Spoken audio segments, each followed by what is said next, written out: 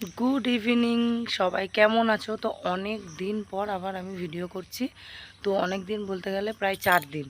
তো এই কদিন কি করেছিলাম, ভিডিও করা হয়নি, বাপের বাড়ি থেকে চলে এসেছি, তো সেই ভিডিওটাও তোলা হয়নি। কারণ আমাদের বাড়িতে ওয়াইফাই ছিল না, প্রথমত সমস্যা, মানে ওয়াইফাইয়ের তোমার নেটটা ভরা ছিল না, আর ফোনে যা নেট ছিল সেই নেটে ভিডিও ছাড়া যাচ্ছিল না। তো তার জন্য ডেলি ভিডিও করিনি বলবো না, করেছি, কিন্তু আপলোড করতে পারছিলাম না। তো আবার এখানে এসেছি, আর ওয়াইফাই রিচার্জটা আজকেই করা হলো, তার জন্য আজকে থেকেই ভাবলাম ভিডিওটা শ্যুট করি। আর ওই বাড়িতে তো তোমাদের ছোট ছোট ভিডিও ক্লিপ করে তোমাদের সাথে শেয়ার করছিলাম। তো তারপরে আমার ফোনের রিচার্জটাও শেষ হয়ে গেছিলো, ওর জন্য আর কিছু করতে পারছিলাম না। তো যত প্রবলেম সব একসাথে দেখা গেছিলো। তো ভাবলাম আজকে আবার ভিডিওটা শুরু করি। তো আজকে একটা মজাদার রেসিপি তৈরি করব, তাই ভাবলাম তোমাদের সাথে শেয়ার করি। তো আমি আবার একটু পরে আসছি, টাটা। তো এদিকে মাংসটা ধুয়ে নিয়ে চলে এসেছিলাম, আর এটাকে এখন ম্যারিনেট করব। তো ম্যারিনেট করার জন্য প্রথমে আমি অল্প একটু নুন দিয়ে দেবো, আর নুন দিয়ে মাখিয়ে রাখলে মাংস অনেক পরিমাণে জল বেরোয়, তার জন্য নুনটা দেবো। তারপরে এর মধ্যে দেবো হচ্ছে তোমার আদা রসুনের পেস্ট, আর দেবো হচ্ছে তোমার টক দই। তো এই মাংসটা করার জন্য টক দই মাস্ট, তো টক দইটা লাগবেই। তো তারপরে এটা ম্যারিনেট করে রেখে আমি ফ্রিজে রেখে দেবো 10 মিনিটের জন্য। তোমরা চাইলে আরও বেশিক্ষণ রাখতে পারো। আর সামান্য একটু গোলমরিচের গুঁড়ো দিয়ে দিয়েছিলাম, তো বলতে ভুলে গেছিলাম। তো একটু গোলমরিচের গুঁড়ো দিলে মানে ফ্লেভারটা ভালো আসে, গন্ধটা বেশ ভালো লাগে। কেউ না চাইলে এটাকেও স্কিপ করে যেতে পারো। তো যাই হোক, আমার ভালো লেগেছিলো তার জন্য দিয়েছিলাম। তো এটাকে ম্যারিনেট করে দেওয়ার পর আমি ফ্রিজে ঢুকিয়ে দিয়ে গেছিলাম নারকেল ছাড়াতে। তো আমার কপালটা এতটাই খারাপ, তো দেখো নারকেল 4টে ফাটিয়েছি, তো 4টেই পচা বেরিয়েছে। তো এই রান্নাটা নারকেলটা খুব প্রয়োজন ছিল, কিন্তু কি করব, বাধ্য হয়ে তোমাদের দাদাকে বলেছিলাম যে বলবো নারকেল আনতে, কিন্তু তাও তো এইদিকে কড়াইয়ে তোমার তেল দিয়ে দিয়েছি, কড়াইটা গরম হয়ে গেছে। আর আমি এর জন্য ব্যবহার করেছি তোমার সাদা তেল, সর্ষের তেল কিন্তু ব্যবহার করা যাবে না, তাহলে টেস্টটা ভালো আসে না। আর এই যে ম্যারিনেট করা মাংসটা এখনই ফ্রিজ থেকে বার করলাম। তো আমি এটা 10 মিনিটের জন্য ম্যারিনেট করে রেখে দিয়েছিলাম। আর এই দিকে তোমার বেটে নিয়েছি হচ্ছে মগজদানা আর কাজু বাদাম বাটা। তো এটা কষানোর সময় তারপরে দেবো। তো আরও আইটেম আছে, সেগুলো দেবো, তো তোমরা ততক্ষণ দেখতে থাকো। আর নারকেলগুলো পচা দেখালাম না, তো তোমাদের দাদাকে আনতে দিয়েছি আবার, যেহেতু পচা বেরিয়েছে। তো ওইদিকে মনে হয় ওই যে চলেও আসছে, হ্যাঁ চলে এসছে।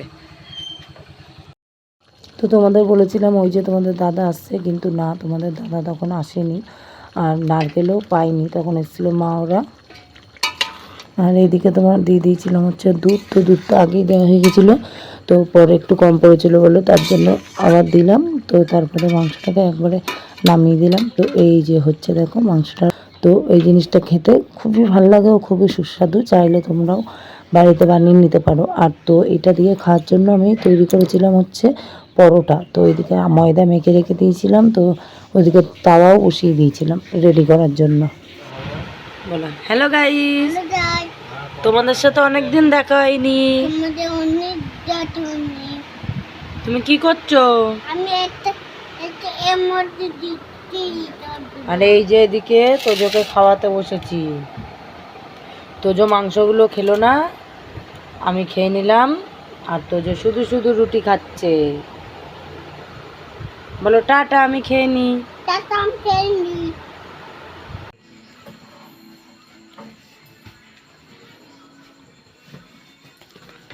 ভালো করে করো, ভালো করে। কাজের মাসি, এটা আমাদের বাড়ির কাজের মাসি। একে মাসে 1000 টাকা পেমেন্ট দেওয়া হয়, খাওয়া দাওয়া থাকা, ব্যাস। ঠিক আছে বন্ধুরা, কমেন্ট করে জানিও পেমেন্টটা বেশি হয়ে গেছে না, তোমরা বলবে কত দেবো।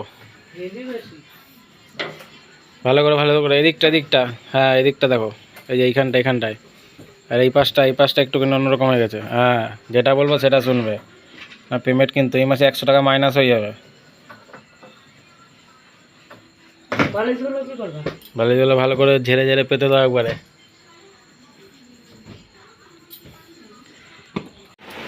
তো বিছনা করা হয়ে গেছে, আর নাইটিটা পাল্টে নিয়েছি, যেহেতু হচ্ছে তোমার বাসন মেজে এসেছিলাম, তার জন্য নাইটিটা পাল্টে নিলাম একবারে।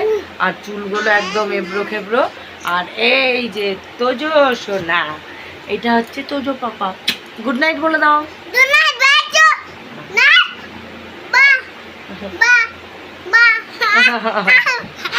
মজা করছে। আর এই নাইটিটা হচ্ছে দিদির কাছ থেকে একদম ছিনিয়ে নিয়ে চলে এসেছি রীতিমতো। তো যাই হোক, মানে দিদি নিজেই দিয়েছে, যাই হোক তাও মানে অনেক জোর জবরদস্তি করার পর দিদি দিয়ে দিল। তো কী আর করবো, নাইটিটা খুব পছন্দ হয়েছিল।